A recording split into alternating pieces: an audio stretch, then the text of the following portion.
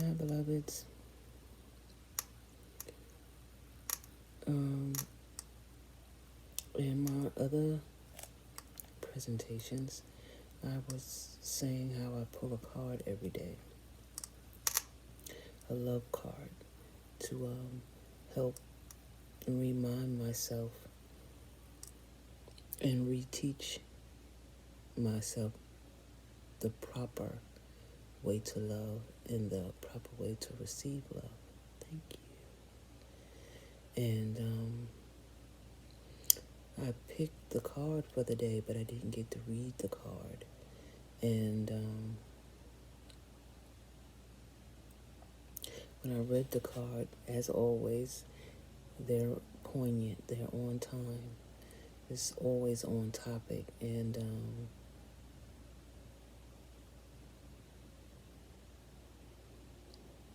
I was just looking at myself, just studying myself.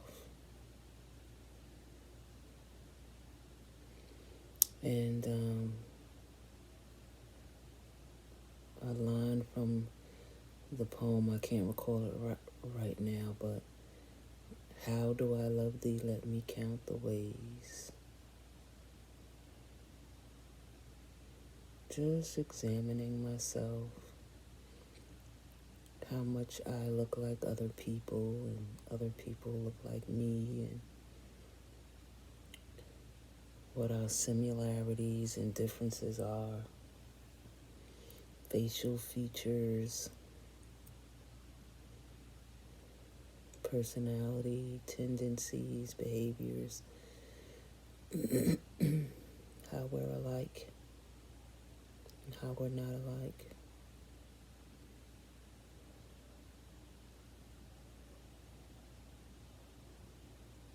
Asking myself the question,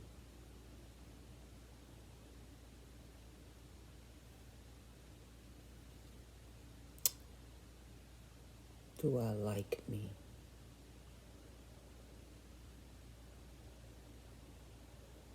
Do I know me?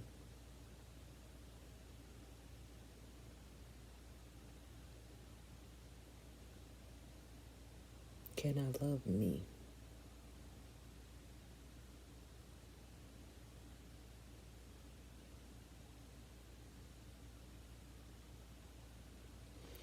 So, it brought me to thinking about a time that I was distraught and heavy, and I was in high school, and I had, it was maybe 18, I was about 18 years old, and at 15, I became pregnant, and it was the biggest betrayal of my life.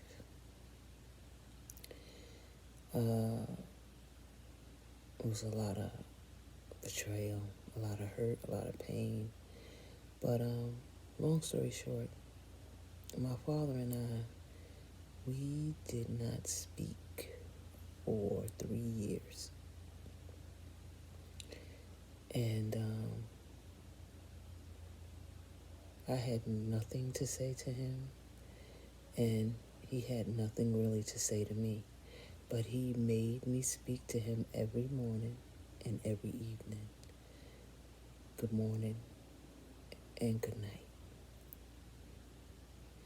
And I tried my damnedest to avoid having to speak those words to him.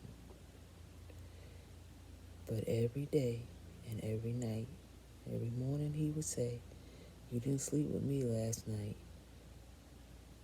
And I'd have to say, "Good morning." And every night he'd make me say goodnight. Those were the only words that we spoke to each other for 3 years, living in the same household. And it was behind the pregnancy from when I was 15. It was ugly, just ugly. And on top of the incident and the occurrences, past, present, and future of around the incident, I had to deal with a lot of shame, betrayal, among other things, and his anger and disappointment on top of that. And one day I was just sick of it. I was tired of it. I was not taking it anymore. And I was just so full of pain and shame, anger, and disgust with myself. And all I wanted to do was get away. Just wanted to get away from everybody and everything, because I didn't have any control over my life, over what was happening to me. I didn't have choices. I just had orders that had to be followed. And I was just exhausted. I was tired. I didn't want to take it anymore. I felt like this was a battle that I was fighting, and I was fighting it all alone. So, I don't know where everybody was. I guess my mom was at work and my siblings were at school. I don't know. But I was home and my father was home. And when I came up the stairs and I saw he was in his room watching TV, I just was disgusted. I was like, ugh, I gotta deal with this again. I'm just over it. And I went into the bathroom and I stared at myself. And I just looked at myself. Just looking at my features and my face and how much I looked like him. How much I looked like Maud, my grandma. And I began to compare myself. Do I want to be these people? Do I like these people? Do I like myself? And I didn't like what I saw in the mirror looking back at me. And I began to cry, began to weep. And I had to hold it in because I knew he was down the hall with his sonic satellite ears. So I was suppressing even my release. And when I realized that I wasn't even free to relieve myself of pressure, I just opened the cabinet. I swung open the medicine cabinet door, and there was all kinds of pills in there. I don't know whose pills they were. I don't even care. But I just opened up every bottle and turned the faucet on and just swallowed all of the pills. And I stayed in the bathroom for a long time, waiting, looking in the mirror, staring at myself, waiting for something to happen, waiting for change or relief. Nothing came. So finally, I don't know how long I was in there, but I must have started talking out of my head because he kept asking me, what? What did you say? What are you doing? I don't know what I was saying, but I wasn't feeling no pain, so I must have been speaking my mind freely. And I was swaying and woozing and back and forth, and it was like the lights was getting ready to go out. It was getting dimmer and dimmer. And he bust into the bathroom. And as he bust into the bathroom, I was collapsing. And he caught me. And he tried to get me to stand up, and I could not stand up. He tried me to get me to walk, and I couldn't walk. And he was like, "What's wrong with you? What's wrong with you?" And he saw all of the pill bottles in the sink and all over the bathroom. And he turned on the water, put me in the water. He stuck his fingers down my throat.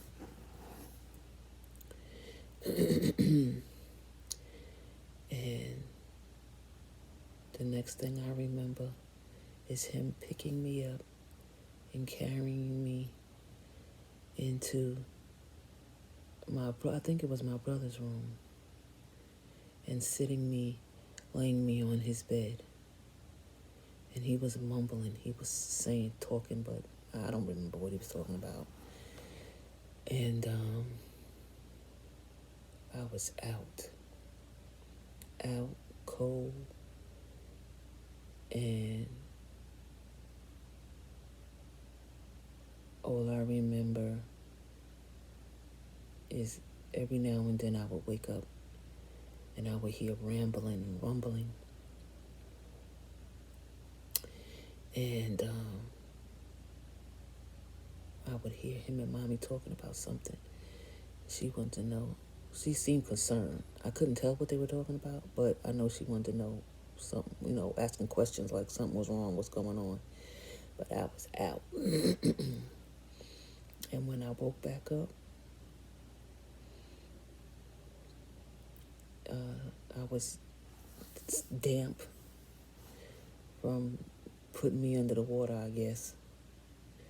And I got up. I went back into the bathroom. I was looking for my mess. Where's my mess? And I was like, damn, it didn't work. It didn't work. So I cleaned myself up, got out of my clothes, went to my room, and I went to bed. And I just laid there. And people were coming in and out of the room, kept asking me, "Are you okay? Are you okay?" I didn't have nothing to say. And I heard my father say, "I told you, she's okay. She don't feel well. She came home, she wasn't feeling well. So leave her alone."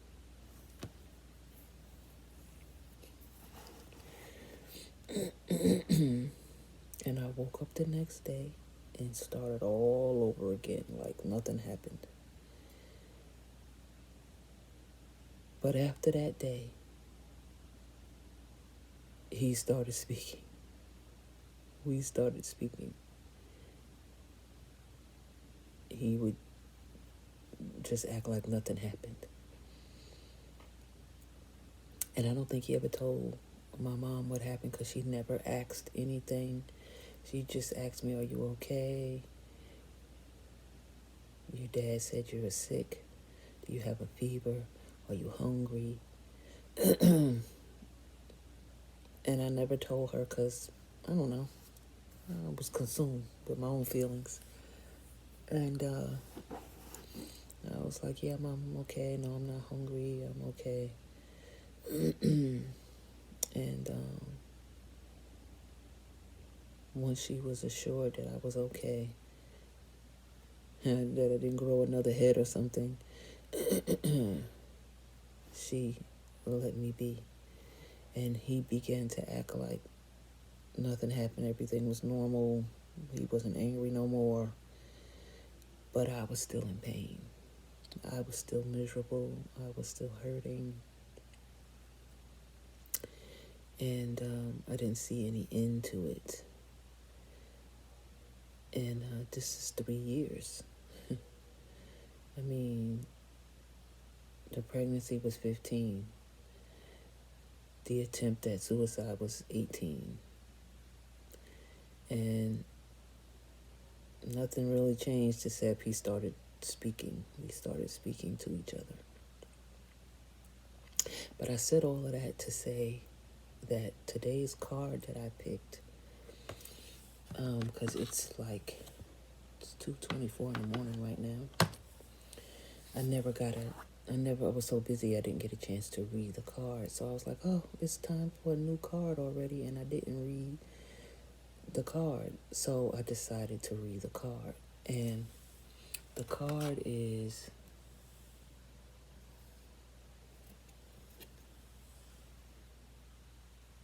Beyond Death, Life. I told you these cards, when I picked them, they be on time. So they start with a poem and then they elaborate on what the card means. So this card number is number 1, Beyond Death, Life. And the poem is, footprints lead to the shore of the sea. Beyond that point, no trace remains. And it says, let me make sure I can see. I am calling to you. Can you hear me? Listen. Within your heart, there I speak. My voice rings true. You are urged beyond what has been. The time has come. Lay it to rest now. This ending comes as grace to free you from all that you have known. For what you have known is now too small for your soul. Bear your uncertainty with equanimity. I am certain enough for both of us. Allow me to show you the light that you are, that burns within you. You're a blazing angel of heavenly purity. I will unveil you to yourself, undressing your ego, casting aside its layers as tender as a lover, with unwavering attention upon the sacred body of light. You shall know yourself in truth as pure beyond all experience. What does this say? Beyond all experience, untainted, ever innocent, as a pure vessel, stripped bare, ready for the divine revelation, as light, as life, as love. The soul craves variety because it leads to wholeness, and wholeness leads to divine revelation. The purpose of the soul incarnating in this world is in the first place is to realize its divinity through the sacred crucible of life. The older the soul, the closer it is to the realization of divine oneness, and the more powerful its determination to shed that which would constrain complete and conscious immersion into the divine presence. Okay, so anything that would stop me from immersing into the divine presence, the conscious divine presence. So here you are, an old soul at the edge of something you have known. That's what the elders used to call me when I was little. An old soul, you've been here before. Perhaps you are already in surrendering and falling in, or perhaps you are fearful and resisting as you greet your unknown destiny. Yes, this moment is happening because your own divine soul has chosen for it to be this way, so that love may grow. There is no punishment in this ending, nor is there anything to fear. There may be pain, there may be grief and loss. There may be uncertainty and even insecurity. Yet you have a heart big enough to bear such growing pains. Your heart is even big enough to receive the joy that is lying in wait for you as you stumble across her in the course of your clumsy, inspired travels into new life. You can scoop her up in your arms and spin her wildly about as she delights in your embrace, throwing her head back and laughing her vibrant, contagious laughter, filling you with exquisite ecstasy. Yes, you shall know the truth, the knowledge that the divine is with you, guiding every unfolding moment of your life's journey. No matter how dark it may first appear, the divine is with you, an unflinching generosity, with compassion and with fierce passion for your blossoming into all that you are, all that you can be. So what must you do to receive this divine grace, this new life? You must be willing to face death. It may be that the death has come to you in the darkest despair or depths of your grieving heart. It may be death that comes to you in the ending of a financial or professional situation you once relied upon. It could also be in the sense that you don't really know who you are anymore. Old identities having shown themselves to be inadequate, inaccurate, mere ego masks so small for the great being that you are starting to suspect you may be.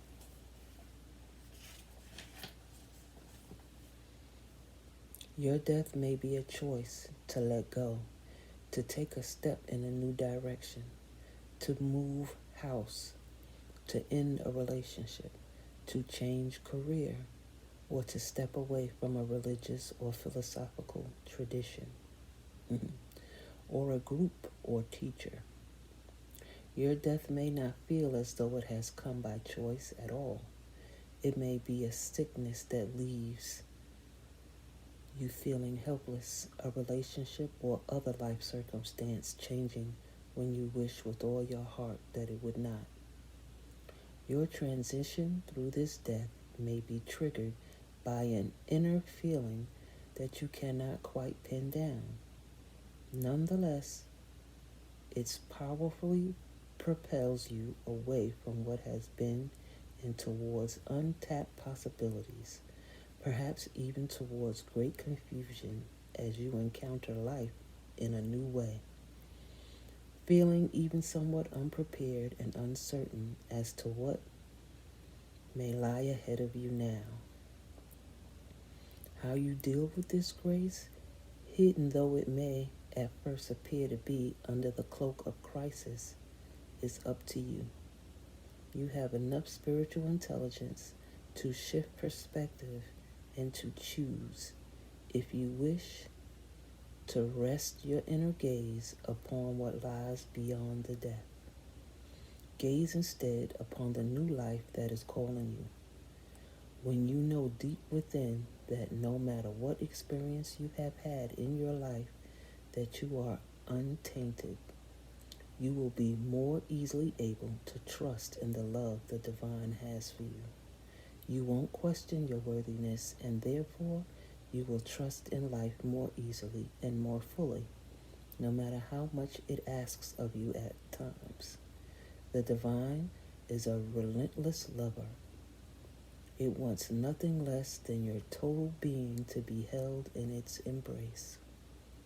Sometimes that means we will have to give up lesser loves for the greater loves. The divine one that calls us to remember our true nature. You're a beautiful, blazing soul, having a human experience that defies explanation and opens you up to divinity. That is what is happening in your life now. Whether the death is obvious and painful to you, or whether you are uncertain as to how it has yet showing up in your life. Either way, there is an ending imminent, a new life coming to you with greater opportunity for your radiant soul to shine its beauty in the world. Grasp it eagerly, beloved. Now is not the time for fear or hesitation. Focus on what is becoming while honoring what is no longer to be.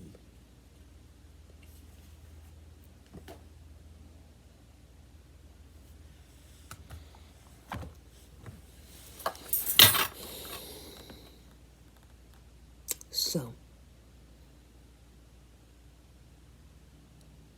how do I love thee? Let me count the ways.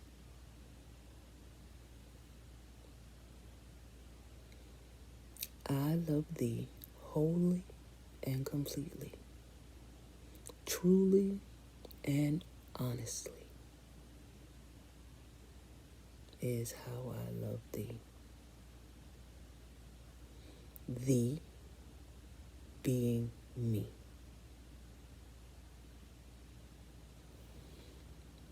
How do you love you? That's all for now. See you in the future.